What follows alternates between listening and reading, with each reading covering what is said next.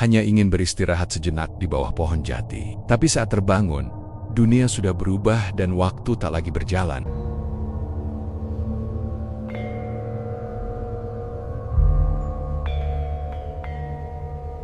Matahari siang itu terasa kejam. Panasnya membakar jalanan tanah di pinggiran desa Kalimulyo sampai tampak berkilau seperti bara. Angin hampir tak berhembus.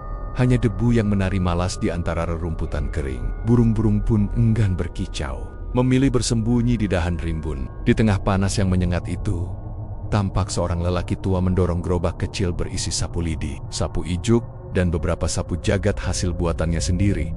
Namanya Pak Wahyu. Usianya sudah mendekati 60 tahun, kulitnya legam terbakar matahari, dan langkahnya mulai berat. Sehari-hari ia berkeliling dari kampung ke kampung menjajakan sapu buatan tangan. Tidak banyak orang membeli hari itu. Zaman sekarang orang lebih suka beli sapu plastik di toko. Gumamnya sambil menyeka keringat dengan ujung lengan bajunya yang lusuh. Ia berjalan melewati kebun singkong, sawah yang mulai kering, dan jalan berbatu yang sepi. Tak ada seorang pun lewat. Gerobaknya berdecit pelan setiap kali roda kayunya melewati batu kecil. Di dalam hati, Pak Wahyu mulai merasa menyesal. Tak berhenti di warung tadi, tapi ia berkeras untuk melanjutkan perjalanan. Berharap ada pembeli di kampung seberang hutan jati. Setelah hampir 1 jam berjalan, tenaganya terasa habis. Tenggorokannya kering, lututnya bergetar. Di kejauhan, ia melihat sebuah pohon jati besar, berdiri tegak di tepi jalan. Batangnya besar, daunnya rimbun, dan di bawahnya ada sedikit tanah lapang yang teduh. Tanpa berpikir panjang, ia mendorong gerobaknya ke sana dan duduk di akar pohon itu. Ah, ademnya, desahnya lega. Air dari botol kecil yang ia bawa, lalu menatap batang pohon jati itu dengan kagum. Kau sudah hidup berapa puluh tahun ya, jati tua? Lihat aku ini, makin tua makin ringkih. Kau tetap tegak saja. Ia tersenyum kecil, lalu bersandar. Rasa kantuk mulai menyerangnya. Angin sepoi-sepoi tiba-tiba berhembus pelan dari arah barat, membawa suara seperti bisikan halus di sela daun. Tidurlah sebentar, Wahyu. Pak Wahyu mengerjap. Ia menoleh ke sekitar, tapi tak ada siapa-siapa. Ia pikir mungkin hanya angin yang menipu telinganya. Ia menguap lebar, lalu memejamkan mata. Sebentar saja, katanya pelan. Nanti lanjut jualan lagi. Kepalanya bersandar pada akar besar, tubuhnya rileks, dan dalam hitungan menit, ia tertidur pulas. Namun, tidur itu bukan tidur biasa. Awalnya ia bermimpi berada di ladang luas, dengan langit jingga dan angin lembut. Di kejauhan, ia melihat bayangan seseorang melambai padanya. Suara samar memanggil namanya. Pak Wahyu. Ia berusaha melihat lebih jelas. Tapi setiap langkah yang ia ambil membuat tanah di bawahnya berubah warna. Dari coklat menjadi abu-abu. Langit ikut meredup, dan suara jangkrik menghilang. Hanya suara detak pelan seperti jam yang berhenti berdetak di tengah udara. Lalu suara itu terdengar lagi, kali ini lebih dekat. Tidurmu terlalu lama. Pak Wahyu terbangun dengan napas tersengal. Ia langsung duduk dan menatap sekeliling. Matahari sudah tidak tampak di langit, digantikan cahaya kekuningan yang aneh, seperti sore yang tak kunjung selesai. Ia mengira baru tidur sebentar, tapi suasana sekelilingnya berubah total. Jalan yang tadi penuh debu kini tertutup rumput liar. Pohon-pohon di sekitar tampak lebih tinggi, lebih tua, dan udara terasa dingin meski seharusnya masih siang. Perlahan menepuk-nepuk bajunya. Astaga, aku ketiduran lama sekali ya, katanya sambil tertawa kecil, mencoba menenangkan diri. Namun tawanya berhenti ketika ia menoleh ke arah gerobaknya. Sapu-sapu yang tadi banyak kini hanya tinggal beberapa. Sebagian tampak seperti sudah lama berdebu, seolah ditinggalkan berhari-hari. Ia menggaruk kepala, bingung, aneh, padahal baru tadi pagi kuperiksa. Ia menatap sekeliling. Tidak ada suara kendaraan, tidak ada orang lewat, hanya hening dan angin dingin yang bertiup pelan. Di kejauhan, ia melihat kampung yang sama rame-rame panggung dari kayu tua berdiri berderet, dan asap tipis keluar dari salah satu dapurnya.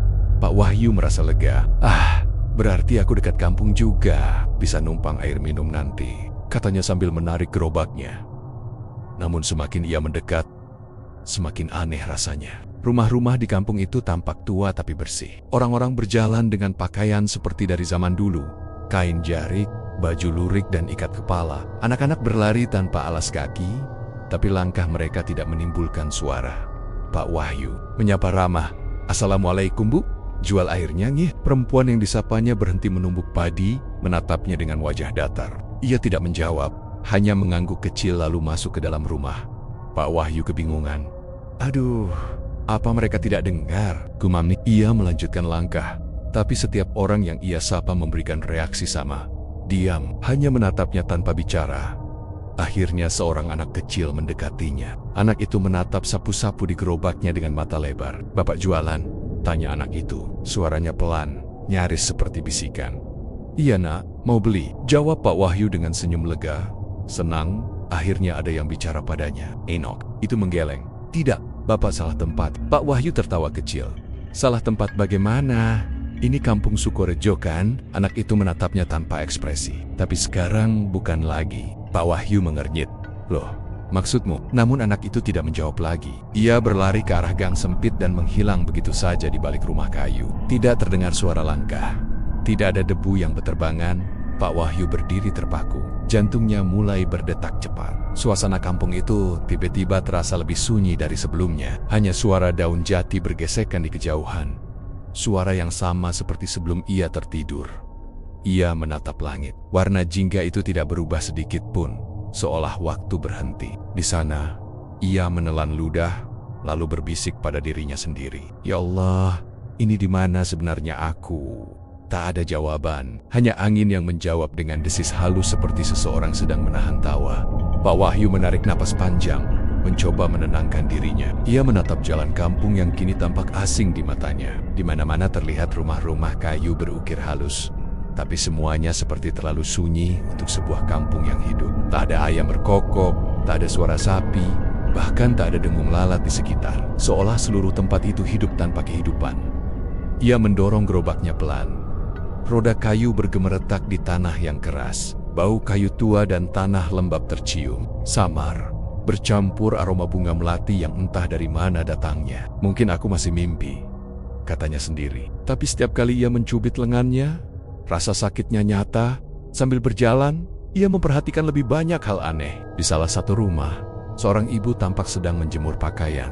Tapi kain yang digantung tak bergerak sedikit pun meski ada angin bertiup. Di Rama Lane, seorang lelaki tua duduk menatap sawah.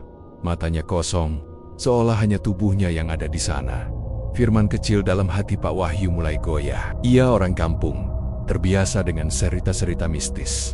Tapi selama hidupnya, belum pernah ia mengalami sesuatu seperti ini. Ada sebuah warung kayu dengan papan bertuliskan, "Warung Bu Rumini." Tulisan itu pudar tapi masih terbaca. Ia merasa sedikit lega. Setidaknya masih ada tanda kehidupan. Ia mengetuk pintu pelan. "Permisi, Bu, boleh saya minta air?" Tak ada jawaban. Ia mengetuk lagi, kali ini lebih keras. "Permisi." Pintu itu berderit perlahan terbuka sendiri. Pak Wahyu menelan ludah. Di dalam, warung itu tampak rapi, tapi seolah sudah lama tidak dipakai. Gelas-gelas tertata di rak, botol-botol sirup kosong berdebu. Dan di meja terdapat piring berisi kue cucur yang masih hangat, seolah baru dibuat. "Bu Rumini?" panggilnya ragu. Tak ada suara. Tapi tiba-tiba, dari arah belakang warung, terdengar langkah pelan. Seorang perempuan tua muncul dari balik tirai, wajahnya pucat dan matanya cekung. Ia tersenyum kecil. "Air ya, Pak Wahyu?" Mengangguk cepat. "Iya Bu, maaf saya haus. Tadi tertidur di bawah pohon jati. Tiba-tiba bangun sudah di sini." "Ini kampung apa ya?" Perempuan itu menatapnya lama sebelum menjawab. "Kampung ini namanya Sukorejo.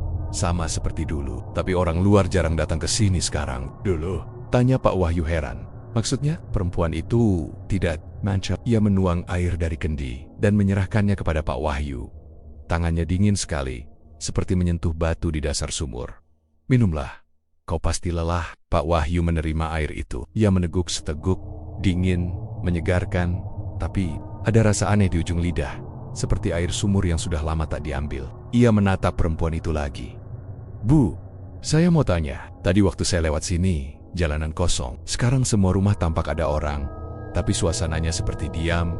Ini sudah sore atau belum ya?" Perempuan itu tersenyum. "Di sini, waktu tidak berganti. Siang tidak benar-benar siang, malam tidak pernah datang sepenuhnya." Pak Wahyu membeku. "Maksudnya bagaimana Bu?" "Kalau kau melihat langit jingga itu," kata perempuan itu sambil menunjuk keluar jendela, "itu adalah warna yang sama. Setiap hari, kami hidup di bawah langit yang tak berubah." Hening menyelimuti ruangan. Pak Wahyu menatap keluar. Langit memang tetap berwarna jingga pucat, sama seperti saat ia pertama kali terbangun. Ia merasa kepalanya berputar. "Astaga, Jadi ini bukan mimpi? Perempuan itu menatapnya dengan senyum yang makin aneh. Setiap orang yang datang ke sini selalu bilang begitu. Mimpi, katanya. Tapi tidak ada yang bangun setelahnya. Packed. Wahyu terkejut. Gelas di tangannya hampir jatuh. Bu, maksudnya. Namun sebelum ia sempat bertanya lagi, perempuan itu tiba-tiba sudah tidak ada di depannya. Hilang begitu saja. Tanpa suara langkah, tanpa bayangan pergi. Kursi tempatnya berdiri kini kosong. Pak Wahyu berdiri gemetar. Allahu Akbar, suaranya nyaris tak terdengar. Ia menatap sekeliling, tapi warung itu kini tampak berbeda. Debu menebal di meja, kue cucur tadi menghitam seperti batu, dan kendi airnya kering. Ia segera keluar, berlari ke jalan utama, napasnya memburu. Tapi kampung itu terasa semakin aneh. Kabut tipis turun, menutup sebagian pandangannya. Rumah-rumah tampak lebih gelap, dan suara-suara aneh seperti bisikan terdengar di antara tiang-tiang bambu. Tolong, jangan tinggalkan kami. Bawa kami pulang. Suara-suara itu bergema, datang dari segala arah. Pak Wahyu menutup telinganya dan berlari. Gerobaknya tertinggal di belakang, tapi ia tak peduli. Ia hanya ingin keluar dari kampung itu. Namun, setiap kali ia berbelok ke arah yang berbeda, ia selalu kembali ke tempat yang sama, di depan warung burung ini. Nafasnya terengah, tubuhnya gemetar. Astaga, kenapa aku terus di sini? Lalu ia melihat sesuatu di tanah. Sehelai daun jati besar. Di atasnya tertulis dengan goresan tanah, "Jangan melawan arah angin." Ia memandang sekeliling. Tak tahu siapa yang menulisnya. Tapi angin tiba-tiba berembus pelan, membuat daun-daun lain ikut berjatuhan. Tanpa tahu kenapa, nalurinya berkata agar ia mengikuti arah angin itu. Ia berjalan pelan, melewati jalan kecil yang tertutup semak, mengikuti desir lembut yang membimbingnya. Akhirnya, ia tiba di sebuah lapangan luas di tengah kampung. Di sana berdiri pohon jati besar, lebih tinggi dan tua dari yang ia lihat sebelumnya. Daunnya bergetar, dan akar-akarnya seolah menembus tanah dengan hidup. Saat ia menatap pohon itu, tiba-tiba sesuatu di dalam dirinya tergerak. Ia seperti mengenal tempat ini.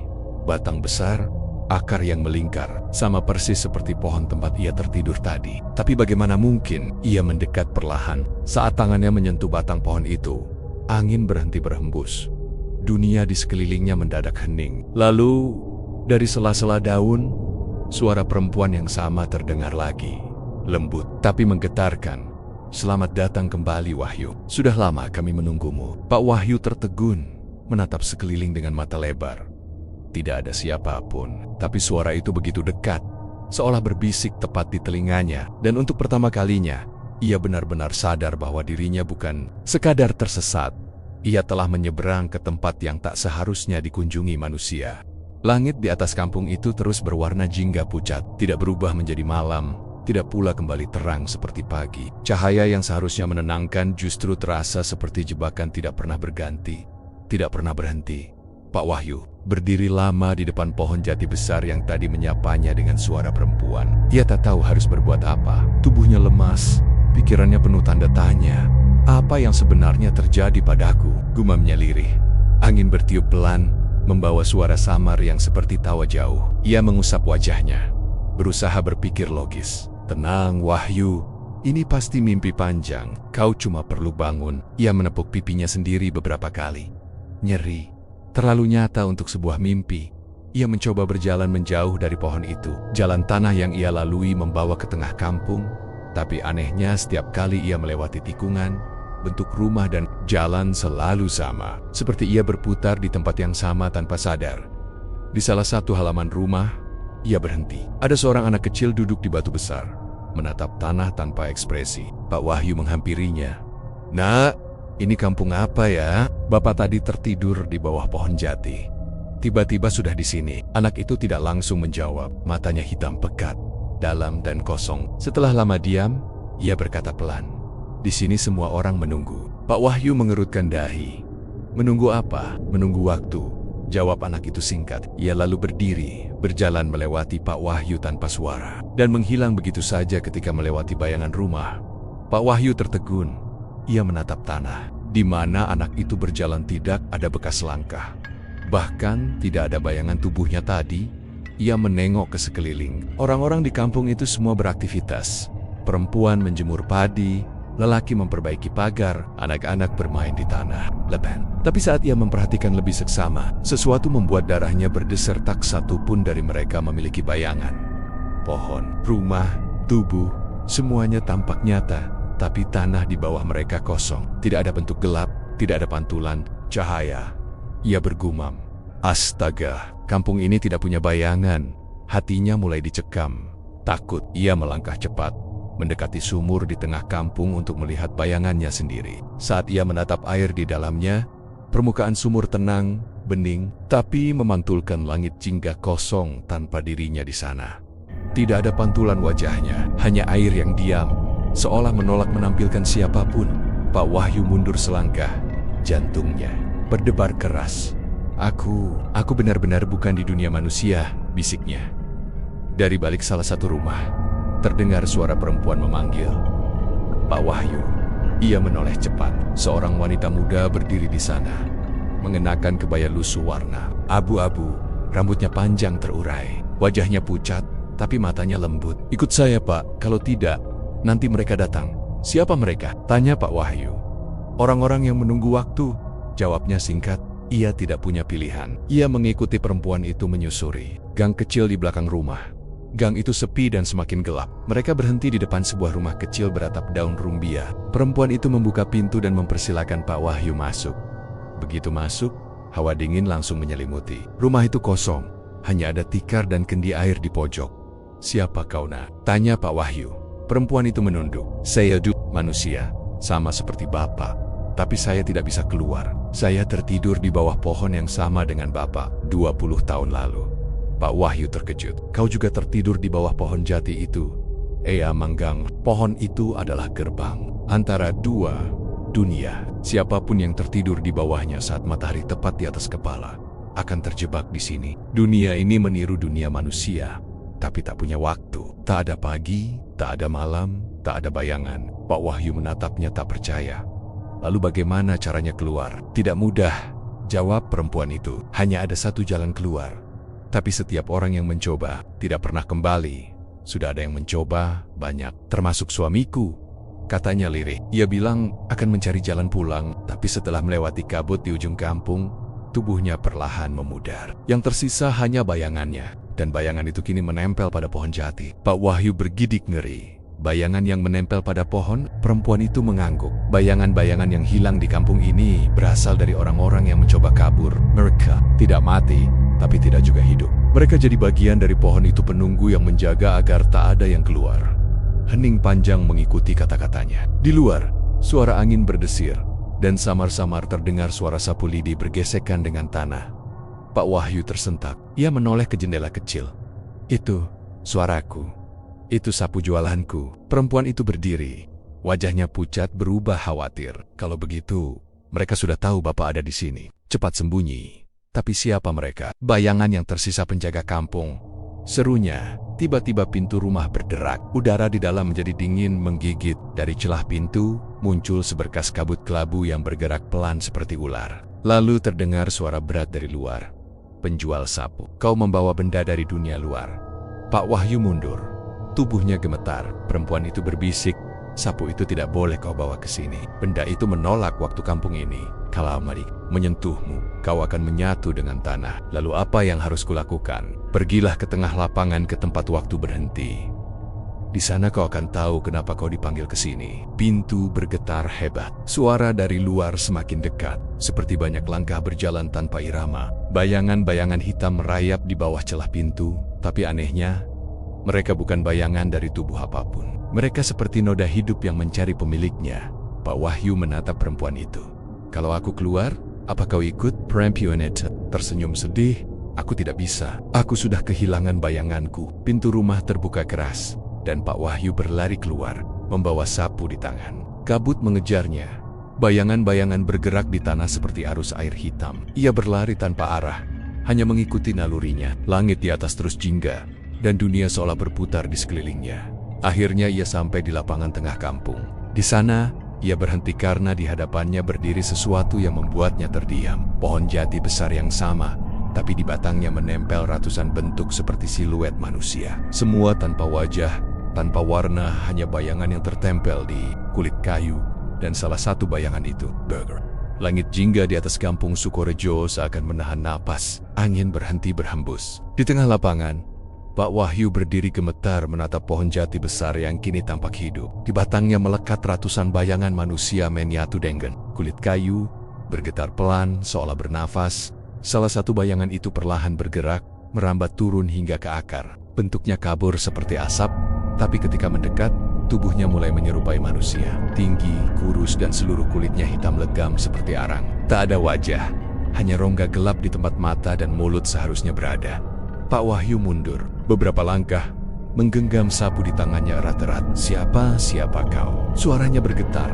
Suara itu menjawab tanpa bibir, langsung dari udara. Kami, penjaga batas waktu. Kami yang menahan dunia ini agar tak tenggelam. Pact. Wahyu menelan ludah. Aku tidak ingin ikut di sini. Aku cuma tertidur di bawah pohon di dunia manusia. Lepaskan aku! Sosok itu mendekat pelan. Langkahnya tidak menimbulkan suara. Tidak ada yang datang ke sini tanpa sebab. Penjual sapu. Pohon ini memilih siapa yang menyeberang. Dan sekarang, pohon itu telah memilihmu.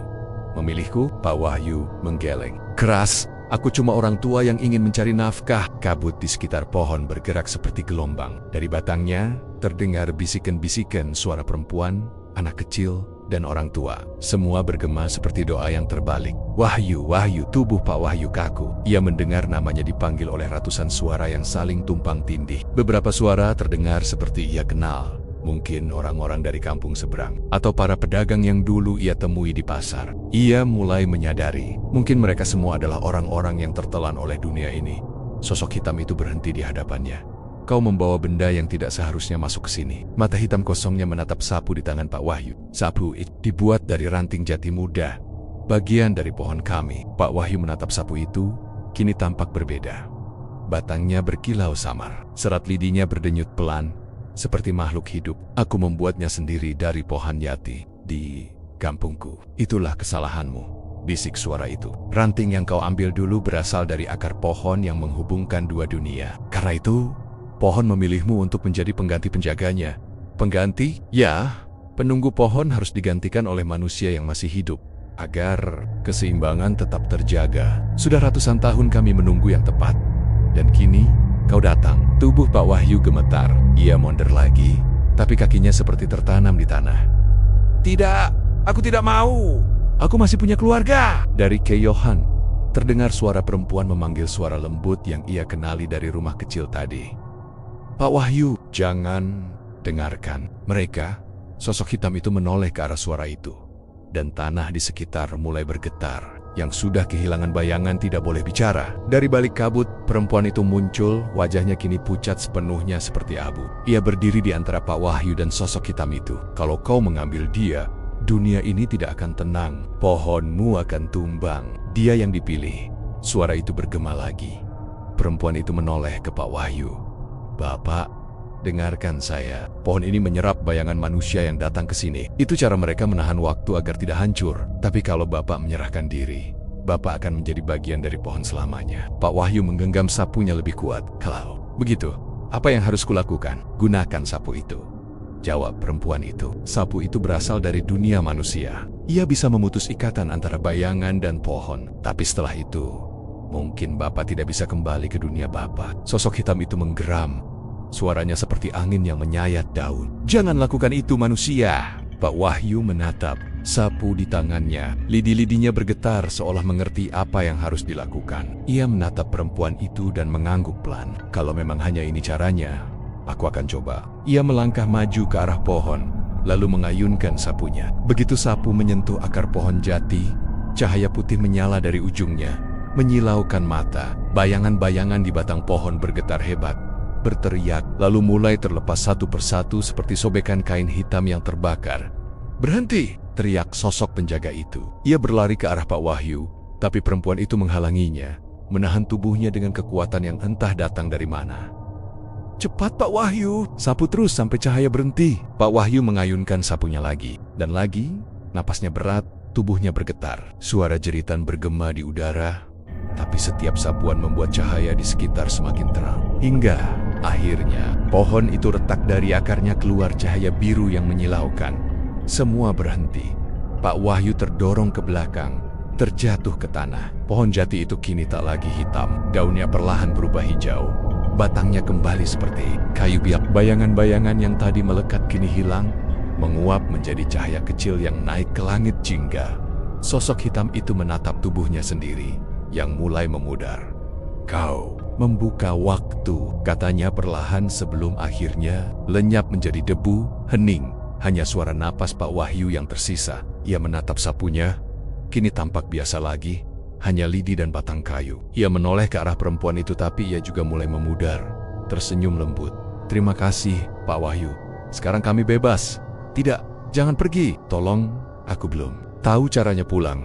Perempuan itu hanya menggeleng. Kalau waktu sudah bergerak lagi, pohon akan memutus jalan antara dua dunia. Bapak harus menemukan jalannya sendiri. Cahaya menyelimuti segalanya. Suara angin kembali terdengar. Pak Wahyu menutup matanya. Tubuhnya terasa ringan, seolah ditarik oleh kekuatan tak terlihat.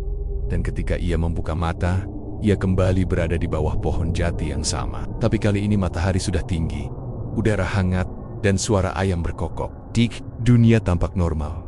Ia duduk, masih memegang sapu di tangannya. Napasnya terengah. Aku pulang." Namun saat ia menatap bayangannya sendiri di tanah, ia terdiam. Bayangannya tak utuh, bagian kakinya hilang, samar, seolah tertinggal di tempat lain. Dari arah daun jati yang bergoyang, terdengar bisikan lembut. "Waktu belum selesai, kau masih membawa sebagian kami." Pak Wahyu hanya bisa menatap sapu di tangannya, yang kini bergetar pelan, seperti bernapas. Angin sore berhembus lembut di jalan tanah desa Kalimulyo. Matahari condong ke barat, menyisakan sinar oranye di antara batang-batang jati. Pak Wahyu berjalan pelan menuntun gerobaknya, tubuhnya masih terasa lemah. Ia yakin telah terbangun di dunia nyata, tapi segala sesuatu di sekitarnya terasa sedikit berbeda. Burung-burung berkicau, tapi iramanya ganjil, seperti gema yang datang dari dua arah sekaligus. Ia menatap pohon jati di belakangnya. Pohon tempat ayat sekarang tampak biasa, tapi bayangan batangnya menjulur panjang di tanah dengan bentuk yang aneh, seperti memiliki cabang lebih dari satu. Pak Wahyu menggeleng cepat, berusaha mengusir pikiran aneh itu. Mungkin pengaruh pusing. Yang penting aku sudah di dunia manusia, gumamnya. Ia kembali ke rumahnya di pinggiran kampung. Rumah sederhana itu berdiri di dekat sungai kecil, dengan pohon pisang di belakangnya. Ketika ia membuka pintu, aroma kayu tua menyambutnya. Ia menaruh sapu di pojok ruangan, lalu duduk di kursi bambu dengan napas lega. Namun begitu ia melihat kalender yang tergantung di dinding, tubuhnya menegang. Tanggal menunjukkan bulan yang sama, tapi tahun yang berbeda. 3 tahun lebih maju dari saat terakhir ia ingat. "Tidak mungkin. Aku cuma tidur sebentar," bisiknya. Ia menghitung jari, menatap kalender lagi. Semuanya nyata. Dengan gemetar, di luar suara langkah seseorang terdengar mendekat. Ia keluar dan melihat seorang pemuda berdiri di pagar. Pemuda itu tinggi, berwajah mirip dengan anaknya, Ardi, tapi jauh lebih dewasa. "Bapak," suara pemuda itu parau. Pak Wahyu terpaku. Air matanya langsung jatuh. "Ardi?" Pemuda itu berlari memeluknya. "Bapak kemana saja?" "Simeon bilang Bapak sudah hilang di hutan 3 tahun lalu. Kami sudah mencari, tapi yang kami temukan hanya gerobak kosong dan sapu patah di bawah pohon jati." Pak Wahyu memeluk anaknya erat, tapi dalam kehangatan itu ada rasa dingin menjalar di tengkuknya. Ia tahu dirinya tidak benar-benar hanya hilang. Ia menatap punggung Ardi, bayangannya terpantul di tanah. Tapi ketika ia melihat ke bawah, bayangannya sendiri masih belum sempurna. Ujung kakinya hilang, samar seperti kabut. Malam itu, Ardi membuatkan teh hangat dan mereka berbincang lama. Tapi di tengah percakapan, ada hal-hal kecil yang membuat Pak Wahyu gelisah. Lampu minyak di ruang tengah tidak benar-benar memantulkan cahaya. Jam dinding berhenti di angka 7 tapi tetap berdetak. Dan setiap kali ia menatap jendela, warna, langit di luar tetap jingga. Tidak pernah gelap sepenuhnya. "Ardi," katanya perlahan. "Malamnya belum datang ya?" Anaknya menatapnya heran. "Bapak, sekarang sudah malam." "Tidak," jawabnya pelan. Langitnya masih jingga. Ardi menoleh ke jendela, tapi tampaknya ia melihat pemandangan yang berbeda. "Langitnya hitam, Pak. Bapak capek, istirahat saja." Pak Wahyu tidak membantah. Ia hanya mengangguk, lalu masuk ke kamar. Tapi ketika ia menutup pintu dan menatap cermin tua di dinding, tubuhnya bergetar. Dalam pantulan cermin, di belakang dirinya, tampak kampung Sukorejo, rumah kayu, lengga jingga, dan perempuan berambut panjang yang berdiri menatapnya dari kejauhan. Ia menoleh cepat, tapi kamar itu kosong. Cermin pun hanya menampilkan dirinya. Sendiri ia duduk di ranjang, mencoba mengatur napas. Apa aku benar-benar sudah kembali? Tanyanya pada dirinya sendiri. Tapi sapu yang tergeletak di pojok kamar tiba-tiba bergeser pelan, seperti didorong angin yang tidak ada. Pak Wahyu berdiri, mendekatinya. Batang sapu itu bergetar pelan. Lalu dari sela lidi, keluar debu halus berwarna hitam, membentuk bayangan. Tangan kecil yang melambai, lalu menghilang bayangan, bisiknya. Jadi sebagian dari mereka masih bersamaku? Malam terus berjalan, tapi langit di luar tak pernah menjadi hitam pekat. Warna jingga itu bertahan, memantulkan sinar aneh di seluruh kampung. Ayam-ayam tak tidur, jangkrik tak bersuara. Dunia seperti menolak berganti hari. Pagi berikutnya, Pak Wahyu mencoba kembali berjualan. Ia berjalan menyusuri kampung membawa gerobak sapunya. Tapi di setiap rumah yang ia datangi, orang-orang memandangnya aneh. Seolah mereka baru pertama kali melihatnya. Di depan salah satu rumah, seorang nenek berkata, "Loh, Pak Wahyu, bukannya Bapak sudah meninggal ya? Kami lihat sendiri pengajiannya 3 tahun lalu." Pak Wahyu tercekat. "Apa? Saya di sini, Bu." Nenek itu menatapnya lama lalu menanduk. "Kalau begitu, maafkan saya." Ia masuk ke rumah, menutup pintu perlahan. Pak Wahyu berdiri kaku di jalan. Dunia terasa bergeser di bawah kakinya. Ia menatap bayangan tubuhnya lagi, berharap kini sudah utuh, tapi masih sama, hilang di bagian kaki. Hari itu, ia berjalan tanpa arah hingga sampai di tepi hutan. Pohon jati besar yang dulu membuatnya tertidur berdiri tegak di sana. Daunnya bergemerisik pelan. Ia menatapnya lama. "Kalau ini memang belum selesai," katanya, "aku ingin tahu apa yang masih tertinggal di sana." Ia menyentuh batang pohon. Sentuhan itu dingin, bukan seperti kayu biasa. Seketika, kabut tipis muncul di sekelilingnya. Suara samar terdengar, lembut namun jelas. "Wahyu, kau telah membawa waktu keluar dari tempatnya. Sekarang, dua dunia saling bertaut. Kampungmu tak akan malam sampai kau mengembalikannya." Pak Wahyu menelan ludah. "Mengembalikan apa? Bayanganmu." Suara itu menghilang. Pohon jati kembali diam, tapi hawa dingin tetap tinggal di udara. Ia menatap sapu di tangannya, lalu ke arah kampung yang masih bersinar jingga di kejauhan. Dalam hatinya, ia tahu satu hal. Ia belum benar-benar pulang. Dunia yang ia injak sekarang hanyalah perpanjangan dari dunia yang satu lagi, kampung yang tak pernah malam. Dan selama bayangannya belum kembali, ia akan terus hidup di antara dua waktu. Pagi itu, udara di desa Kalimulyo anehnya tetap sama seperti sore sebelumnya. Langit masih berwarna jingga lembut, seolah matahari enggan terbenam dan enggan pula terbit sepenuhnya. Orang-orang mulai resah, hewan-hewan tak tidur, padi tak menguning, dan waktu seperti berhenti di satu titik.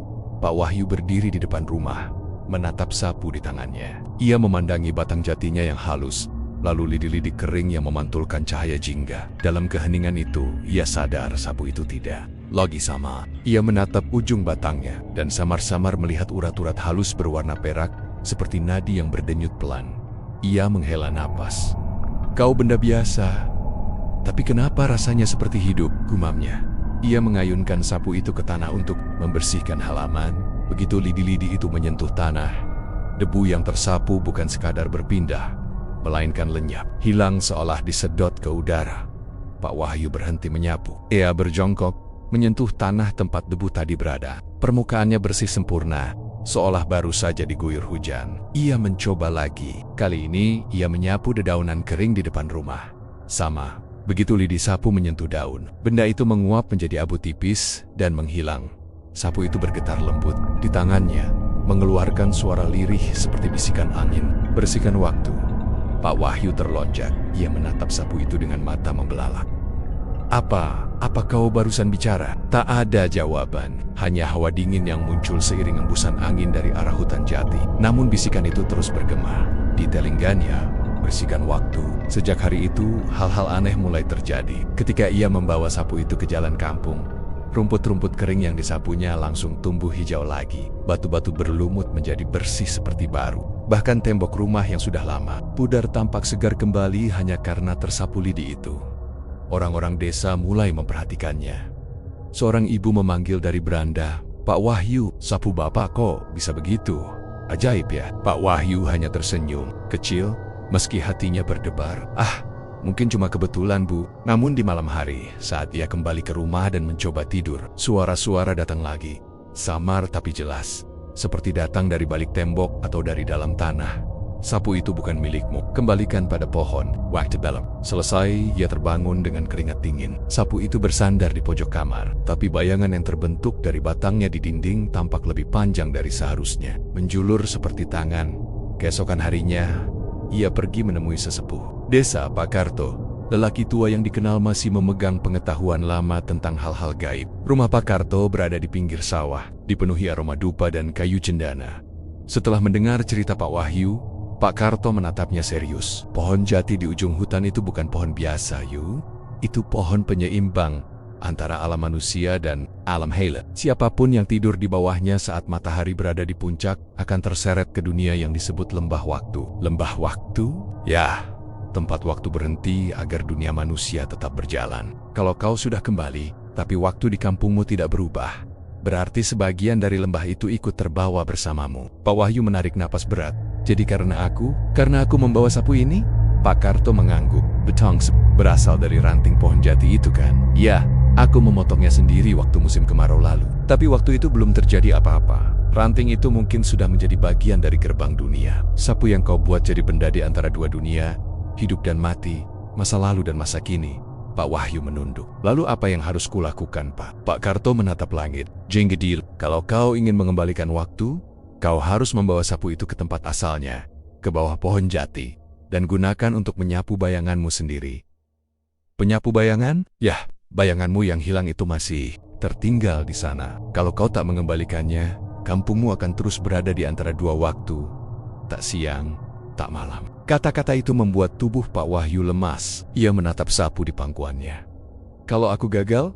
Pak Karto memejamkan mata. Kalau kau gagal, dua dunia akan menelan satu sama lain. Mungkin dunia manusia akan berhenti, seperti kampung yang dulu kau datangi. Sore itu juga, Pak Wahyu pulang dengan pikiran penuh. Ia duduk di beranda rumahnya, memandangi jalan yang lengang. Ardi belum pulang dari ladang. Di kejauhan, hutan jati tampak berwarna lebih gelap dari biasanya. Seperti menunggu sesuatu, ia menggenggam sapunya erat. Kalau harus kusapu bayanganku sendiri, maka aku akan lakukan. Malam datang tanpa kegelapan, langit masih berwarna jingga kelam. Ia berjalan menuju hutan jati, melewati jalan yang sama tempat ia pernah tersesat. Suara angin berdesir, membawa aroma tanah dan getah jati. Ketika ia sampai di bawah pohon besar itu, waktu seolah berhenti. Udara terasa padat, dan tanah di bawahnya berdenyut pelan seperti jantung. Pak Wahyu berdiri tegak, mengangkat sapu itu tinggi-tinggi. Kalau ini memang jembatan dua dunia, katanya pelan, biarkan aku bersihkan batasnya. Ia mulai menyapu tanah di bawah pohon itu perlahan. Setiap sapuan mengeluarkan cahaya biru tipis. Semakin lama ia menyapu, semakin kuat cahayanya. Di tanah mulai muncul bayangan hitam menyerupai bentuk tubuhnya, bergerak, menggeliat, tapi tidak menempel padanya. Itu bayanganku, gumaamnya. Ayo, kembali. Ia terus menyapu, tapi bayangan itu melawan. Ia merasa tangannya berat, udara di sekitar menjadi dingin, dan dari batang pohon terdengar suara berat. Wahyu, waktu memilihmu karena kau belum selesai. Dunia ini butuh penjaga. Baru ia berhenti, terengah. Tidak, aku bukan penjaga. Aku cuma ingin mengembalikan waktu. Cahaya biru dari sapu kini memancar lebih terang, menerangi seluruh hutan. Bayangan hitam itu mendekat ke tubuhnya, perlahan menempel di kakinya yang dulu hilang bayangannya. Dingin merambat naik, tapi bersamaan dengan itu langit jingga perlahan memudar menjadi biru tua. Untuk pertama kalinya setelah sekian lama, bintang-bintang muncul. Pak Wahyu tersenyum lemah. Akhirnya, malam datang kembali. Namun saat ia menatap sapu di tangannya, cahaya biru itu belum padam. Dari ujung lidi keluar bisikan halus, nyaris tak terdengar. Waktu belum selesai, Wahyu mesati. Ada yang tertinggal di dalam jati. Ia menatap batang pohon yang kini berkilau samar. Di dalam permukaannya tampak bayangan wajah seseorang, perempuan muda berambut panjang yang pernah membantunya di dunia seberang. Pak Wahyu menelan ludah. Kau, wajah itu tersenyum. Kau telah menolong kami. Sekarang biarkan aku menolongmu, menyelesaikan waktumu. Cahaya dari pohon semakin kuat, mengelilingi tubuhnya. Pak Wahyu merasakan tanah bergetar di bawah kaki. Ia memejamkan mata, siap menghadapi apapun yang menunggu di balik cahaya itu. Tanah di bawah kaki Pak Wahyu bergetar pelan, seperti ada sesuatu yang bangun dari tidur panjang. Cahaya biru yang keluar dari batang pohon jati semakin kuat, membentuk garis-garis bercahaya di sekeliling akar yang menjalar lebar di tanah. Pak Wahyu menatap ke bawah. Di antara akar-akar besar itu, terbentuk celah yang perlahan membuka sebuah lubang dengan cahaya berputar di dalamnya. Seperti pusaran air namun tidak cair. Angin dingin keluar dari sana, membawa bisikan yang sangat halus. Masuklah, Wahyu. Waktumu belum selesai. Ia menatap sapu di tangannya yang kini bersinar lembut, lalu menatap langit yang mulai benar-benar malam. Bintang-bintang bersinar di atasnya. Tapi di sekitar pohon jati, gelap seperti tidak tersentuh cahaya langit. Kalau ini jalan satu-satunya, bisiknya, aku akan lihat sendiri apa yang masih tertinggal di sana. Ia melangkah perlahan ke arah akar besar yang terbuka. Saat ia mendekat, cahaya biru itu berubah menjadi putih pucat. Begitu kakinya menginjak tepi lubang, tubuhnya seperti ditarik lembut ke bawah. Tidak ada rasa sakit, tidak ada teriakan, hanya rasa ringan yang membuatnya seolah melayang. Dalam sekejap, dunia di sekelilingnya berubah. Ia berdiri di tempat yang mirip gua, tapi dindingnya bukan batu melainkan serat kayu jati raksasa yang berdenyut pelan seperti daging hidup. Akar-akar bercahaya menjalar di langit-langit dan dasar tanah, membentuk lorong panjang ke arah gelap. Pak Wahyu melangkah hati-hati. Setiap langkahnya menimbulkan gema lembut seperti air menetes. Di ujung lorong, ia melihat sesuatu. Sebuah pintu besar dari kayu jati berukir daun dan bayangan. Ia mendekat. Di tengah pintu itu, tertulis kalimat dengan huruf kuno yang menyeberang. Harus menanggalkan waktu. Menanggalkan waktu. Gumamnya. Apa maksudnya? Sapu di tangannya bergetar, lalu lidi-lidinya mengeluarkan cahaya kecil. Cahaya itu menyoroti bagian bawah pintu, di mana terdapat celah seperti garis halus. Ia menyapu perlahan di situ. Begitu lidi-lidi itu menyentuh kayu, pintu bergetar dan terbuka perlahan. Cahaya keemasan keluar dari baliknya. Pak Wahyu menutup mata sejenak karena silau, lalu melangkah masuk.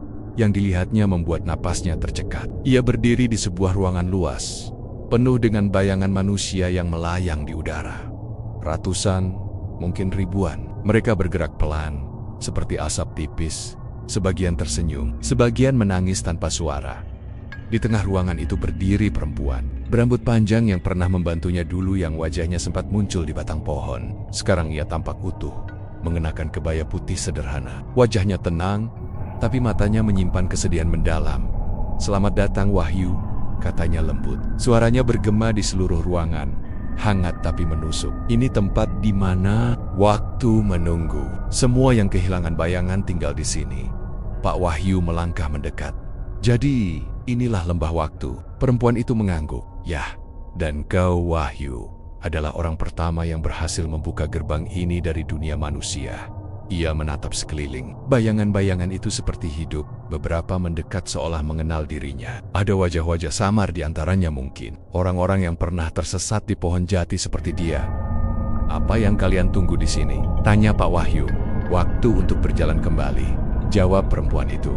Tapi tidak semua bisa kembali. Ada yang sudah terlalu lama terikat pada masa lalu, ada pula yang memilih diam karena takut pada masa depan. Ia menatap sapu di tangan. "Pak Wahyu, sapu itu, Wahyu, bukan sekadar alat. Ia adalah kunci untuk membersihkan perbatasan waktu. Tapi setiap kali kau menyapu batas itu, sebagian dari hidupmu ikut terhapus." Pak Wahyu terdiam. "Jadi, aku kehilangan 3 tahun karena itu?" Perempuan itu mengangguk pelan. "Dan jika kau terus menggunakannya, suatu hari kau tidak akan punya waktu tersisa."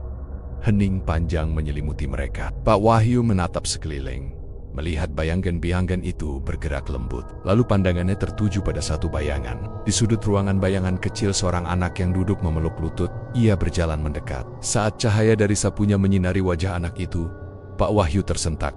"Ardi?" Bayangan itu menatapnya dengan mata besar yang sedih. "Bapak." Wahyu berlutut, tubuhnya bergetar. Tidak mungkin, Ardi masih hidup di dunia manusia. Perempuan di belakangnya berbicara. Suaranya lembut namun dalam. "Itu bayangan dari masa lalu, Wahyu, bagian dari kenanganmu tentang anakmu." Setiap manusia meninggalkan bayangan waktu ketika terlalu lama menyesal. Air mata mengalir di pipi Pak Wahyu.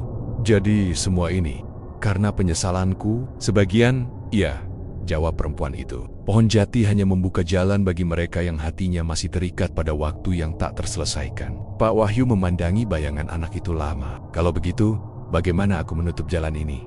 Bagaimana aku mengembalikan waktu sepenuhnya?" Perempuan itu melangkah mendekat. Matanya memancarkan cahaya lembut. Ada satu cara. Kau harus menutup pintu ini dari dalam, menyapu seluruh bayangan hingga bersatu kembali dengan akar waktu. Tapi setelah itu, kau tidak akan bisa kembali. Pak Wahyu menatap sapunya. Lalu perempuan itu, artinya aku harus tinggal di sini. Perempuan itu menunduk. Ya, seseorang harus menjadi penjaga baru. Henning Lord. Lalu Pak Wahyu tersenyum samar, meski matanya berkaca-kaca. Jadi ini alasannya aku dipilih, karena aku orang yang paling tahu cara menyapu. Perempuan itu ikut tersenyum, tapi air mata mengalir di pipinya. Kau akan menyelamatkan dua dunia, Wahyu, dunia yang tak pernah malam, dan dunia yang kehilangan waktu. Pak Wahyu berdiri tegak. Ia mengangkat sapunya, lalu menatap ruangan. Luas penuh bayangan itu. Kalau begitu, biarlah ini jadi pekerjaan terakhirku. Ia mulai menyapu perlahan. Setiap sapuan menimbulkan kilatan cahaya. Bayangan-bayangan itu mulai larut satu persatu ke dalam tanah, kembali ke akar pohon yang bersinar terang di bawah kaki mereka. Suara angin menggema, dan ruangan itu bergetar hebat.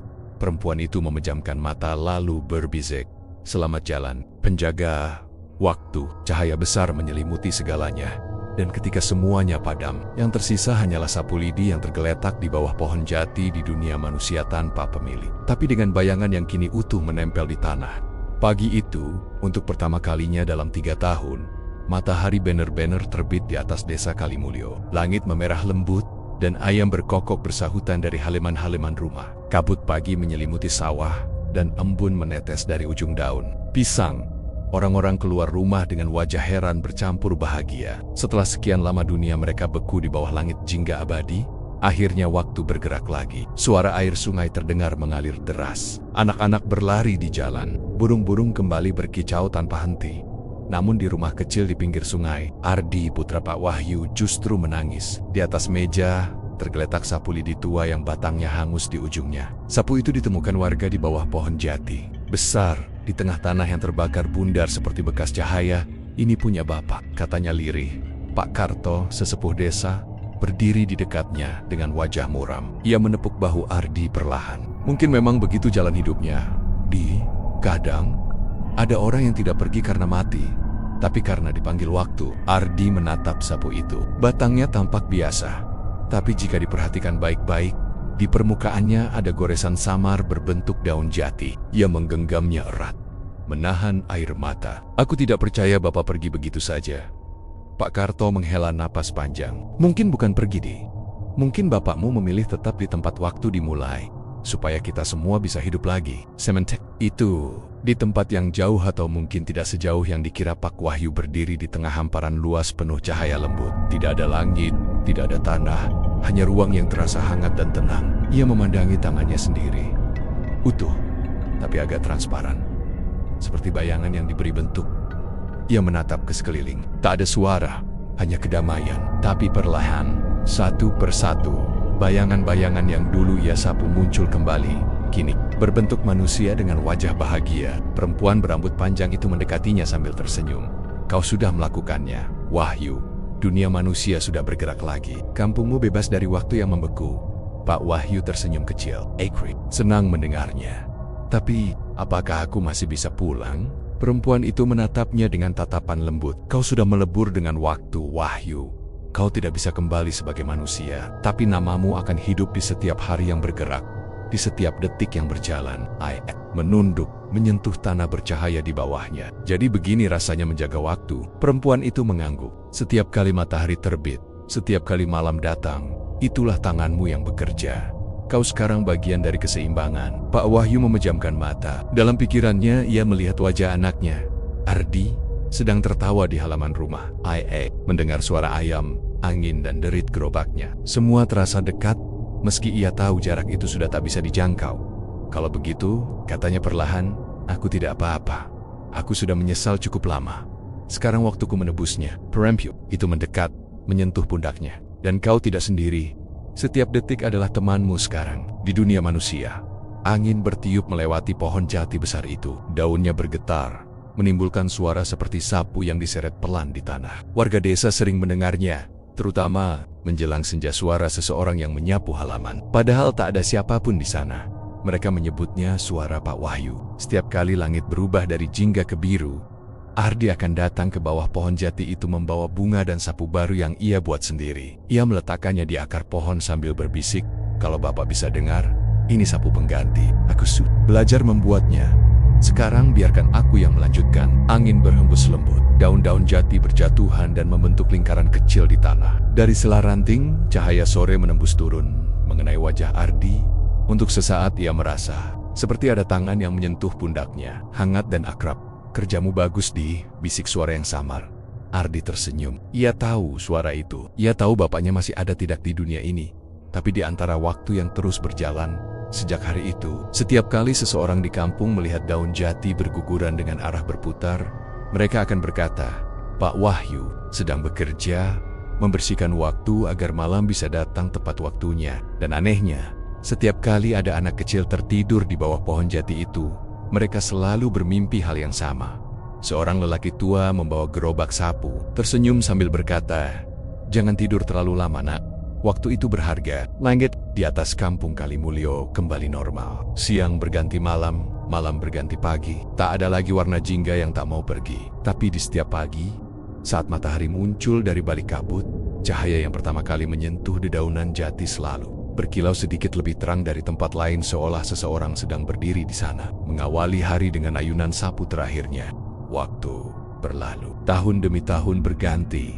Musim panen datang dan pergi. Desa Kalimulyo perlahan tumbuh kembali menjadi desa yang makmur. Pohon jati di ujung hutan tetap berdiri tegak, rindang seperti biasa, tapi kini tak lagi menimbulkan rasa takut seperti dulu.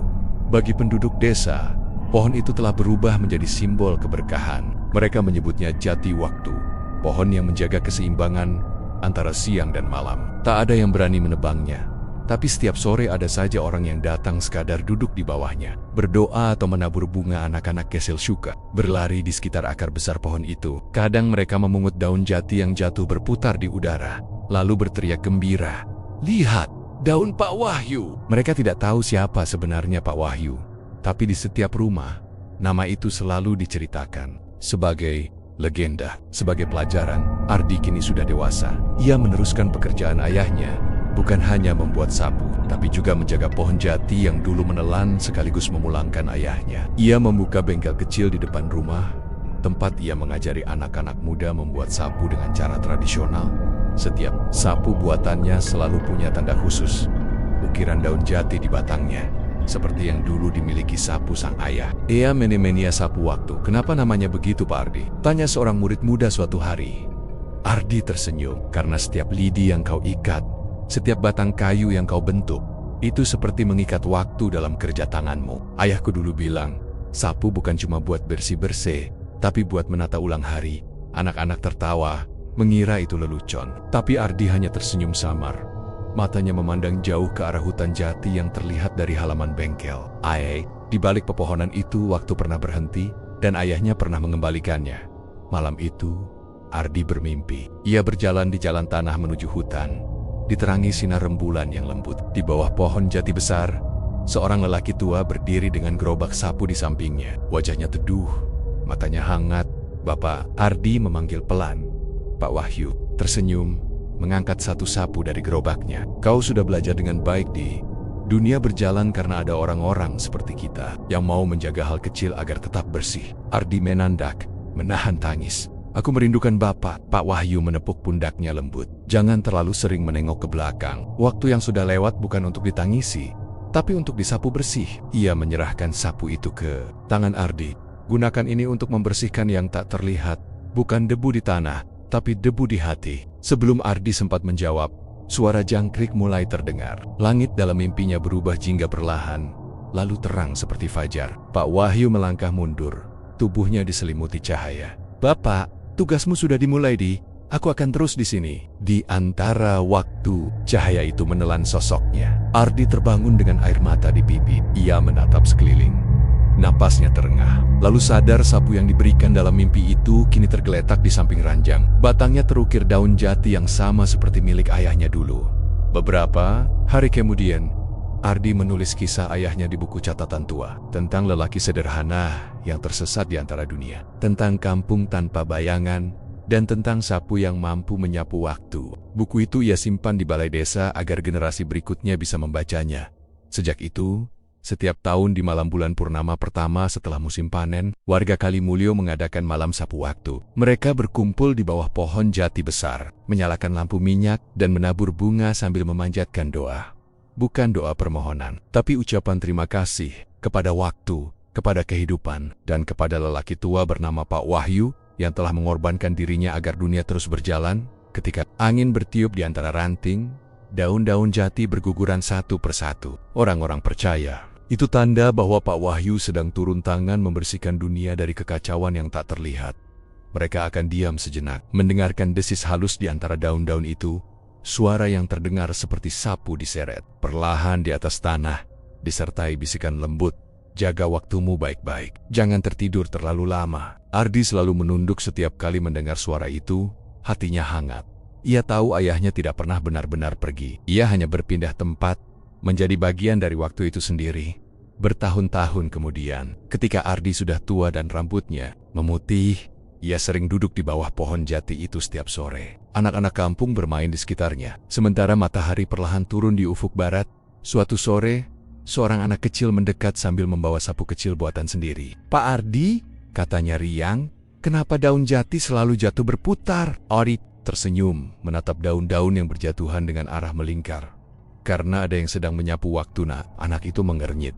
"Siapa?" "Seorang kakek penjual sapu yang tidak pernah berhenti bekerja," jawab Ardi sambil tersenyum. "Kalau kau dengar suara sapu di antara angin, jangan takut. Itu artinya waktu sedang berjalan seperti seharusnya." Anak itu tersenyum lebar, lalu ikut menyapu tanah di sekitarnya. Angin sore berhembus, dan dari sela daun-daun jati terdengar suara lembut, nyaris seperti tawa. Langit mulai jingga lagi, tapi kali ini warna itu bukan pertanda malapetaka. Itu hanyalah salam dari penjaga waktu, tanda bahwa malam akan datang tepat pada waktunya. Dan di bawah pohon jati yang abadi itu, suara sapu terus terdengar, tak pernah lelah, tak pernah berhenti.